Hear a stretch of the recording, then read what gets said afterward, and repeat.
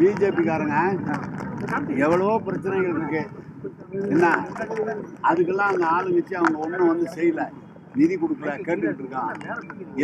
தமிழ்நாட்டு திட்டத்துக்கு கேட்குறான், அது கொடுக்கல. ஆனால் இதுக்கு மட்டும் 8 எம்பி வராங்க. இது வரைக்கும் தமிழ்நாட்டில் இருக்கிற பிரச்சனைகளுக்கு பிஜேபி எந்த குரலும் கொடுக்கல.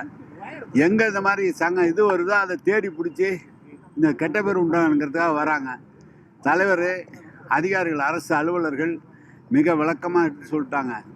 தலைவர் எது யாரை பற்றியும் குறை சொல்லாமல் பொதுவான தமிழ்நாட்டு மக்களுக்காக தலைவர் ஒரு அறிக்கை கொடுத்துட்டார். கனிமொழி ஒரு பேட்டி கொடுத்தாங்க, ராஜா ஒரு பேட்டி கொடுத்துட்டாங்க. இன்னைக்கு செந்தில் பாலாஜி முழுமையாக விளக்கம் பூரா கொடுத்துருக்காங்க. எல்லா விளக்கங்களும் மக்களுக்கு தெரியுது.